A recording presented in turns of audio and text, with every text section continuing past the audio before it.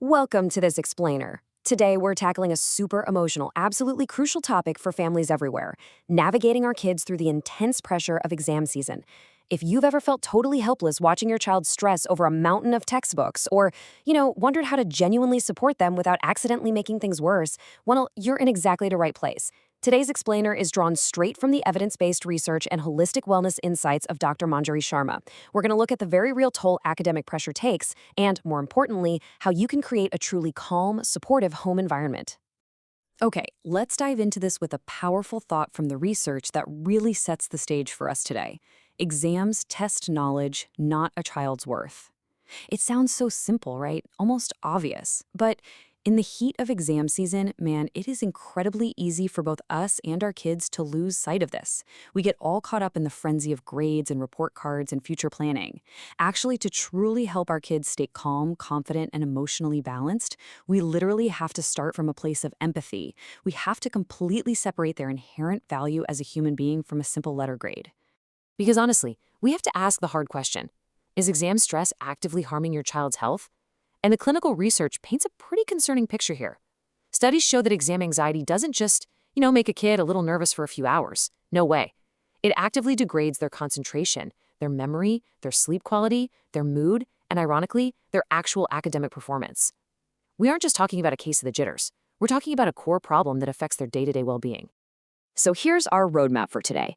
Number 1, understanding exam stress. Number 2, spotting the warning signs. Number 3, 10 actionable parenting tips. Number 4, when to seek professional help. And number 5, the final takeaway. Section 1, understanding exam stress, the line between motivation and burnout. To solve this, we first have to understand the root causes.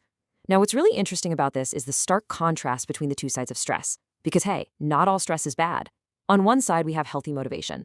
A little bit of mild stress is completely normal. It's the spark that drives learning and gets a child to actually open their books. But then there's the other side: toxic pressure. And this is built on fear. It's driven by a fear of failure, the crushing weight of peer comparison, a lack of sleep, or, and this is a big one, the fear of disappointing you, their parents. When stress crosses the line from mild motivation into this toxic territory, that's when it starts actively harming their physical and emotional health. Section 2, spotting the warning signs, the physical and emotional toll. As parents, we kind of need to be detectives here. A child's body will often react way before they have the words to articulate what they're feeling. Look at these physical symptoms from the research.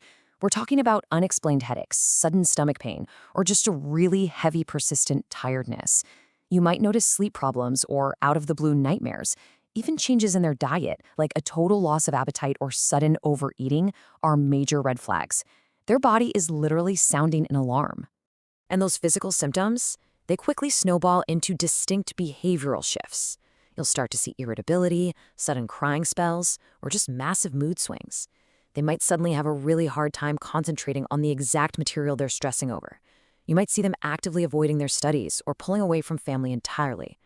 And honestly, perhaps the most heartbreaking sign of all: negative self-talk.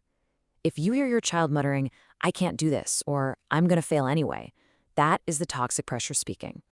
Section 3, 10 actionable parenting tips, empowering tools for emotional safety. All right, this is the core of our explainer. These are your research-based, empowering tools to help build emotional safety at home.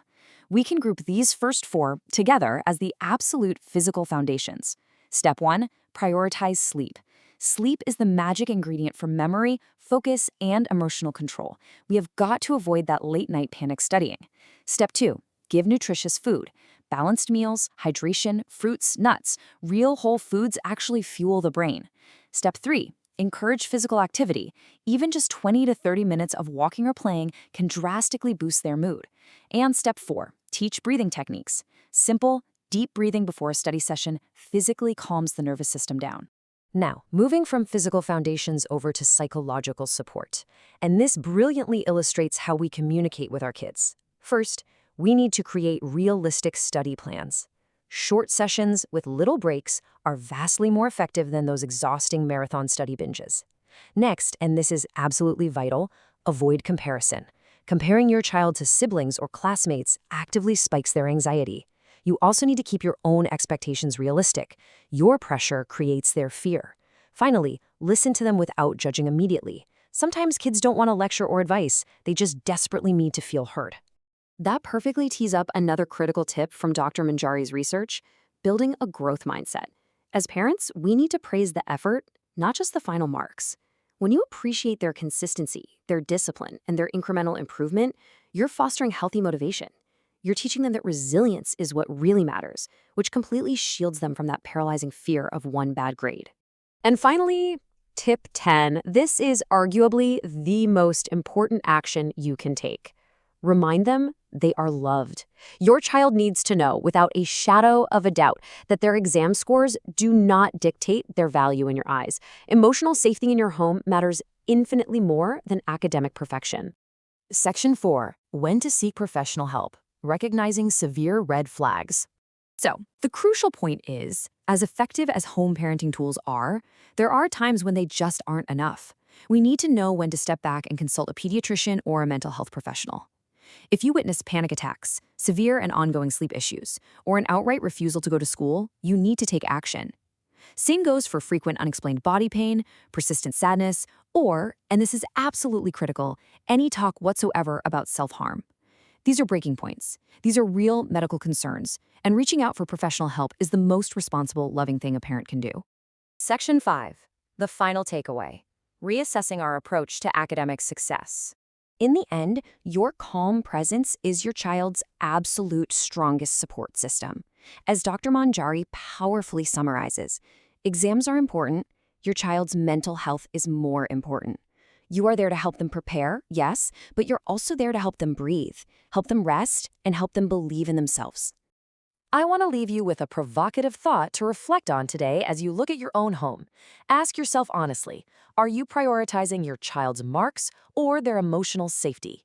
Because when we get the priorities right, the academic success usually follows naturally, but the healthy, resilient child, that is guaranteed. To build an even stronger foundation for your family, I highly encourage you to explore more of Dr. Sharma's holistic wellness research. Thank you so much for joining me for this explainer, and I hope you can put these tools to use in your home tonight.